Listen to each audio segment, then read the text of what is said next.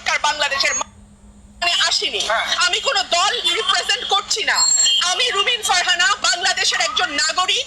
আমার তো অধিকার আছে প্রতিবাদ জানানোর, আমি সেই প্রতিবাদটাই জানাতে এসেছি। লাল রক্তের রং, লাল প্রতিবাদের রং, লাল আন্দোলনের রং, লাল বিক্ষোভের রং, এবং আমার সন্তানের রক্ত ঝরেছে, আমার সন্তানরা রক্তাক্ত হয়েছে, তাদের সাথে সংহতি জানিয়ে আমি লাল করেছি। সরকার বলছে তাদের কোটা আন্দোলন দাবি মেনে নেওয়া হয়েছে, তারপরও তারা কেন আন্দোলনে? এটা সরকারকে বুঝতে হবে, গত 17 বছর তারা যে অত্যাচারের স্টিম রোলার চালিয়েছে, বাংলাদেশের মানুষকে একটা সেকেন্ড ক্লাস সিটিজেন বানিয়ে রেখেছে, দেশটাকে তার নিজের বাপের দেশ বানিয়েছে। আর আমরা যেন সকলেই এখানে অনুপ্রবেশকারী, আমরা যেন সকলেই এখানে রোহিঙ্গা, আমরা যেন সকলেই এখানে সেকেন্ড ক্লাস সিটিজেন, এমন একটা আচরণ সরকার বাংলাদেশের মানুষের সঙ্গে করেছে, তার জবাব দিতে এসেছি। সরকার বলছে যে এই ছাত্রদের কাঁধে ভর করে বাংলাদেশের মানুষ আজকে একদিকে, কোন দল, কোন গোষ্ঠী, কোন ব্যক্তি না। আমি বারবার বলছি, বাংলাদেশের 17 কোটি মানুষ এসে জামাত শিবিরকে নিষিদ্ধ করে, এটা আপনি কিসের সংকেত মনে করছেন? এটা রাজনৈতিক একটা কৌশল, এবং এই কৌশলটা আওয়ামী লীগ সবসময় খেলছে, কোনো না কোনো রাজনীতি করছে।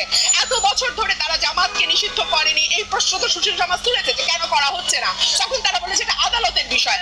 আদালতের বিষয় যদি হয়, তাহলে এই কোটা সংস্কার আন্দোলনের মধ্যে আদালত তো কিছু বলেনি, কেন নির্বাহী আদেশে তারা নিষিদ্ধ করলো? এক।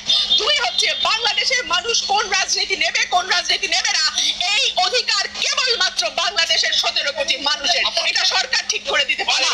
তারা বলছে তাকে ধরপাকড় হচ্ছে না, বিএনপি নেতাদের ধরপাকড় হচ্ছে, আমাদের বাচ্চাদের ধরপাকড় করছে, আমাদের নিরীহ জনগণকে ধরপাকড় করছে। ধরপাকড়টা করছে না কাকে? গণগ্রেফতার করছে, সাধারণ মানুষকে গ্রেফতার করছে, কাকে করছে না?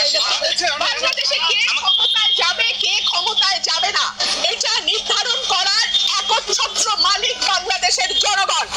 এই মালিকানা জনগণের কাছ থেকে কেড়ে নেওয়া হয়েছে বলেই আজকে মানুষ এতটা বিক্ষুব্ধ।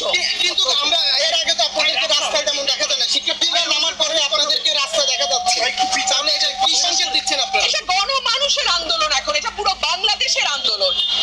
যে কোনো মানে ধর্ম, পেশা, লিঙ্গ, বর্ণ নির্বিশেষে এটা সকলের আন্দোলন ভাই। সরকার বলছে যে এই যে মেট্রো রেল ভাঙার পেছনে জামাত শিবির এবং বিএনপির হাত আছে, এটা নিয়ে কি বলতে? এটা খুবই ক্লিশে কথা, এগুলো মানুষের বিশ্বাস করে না।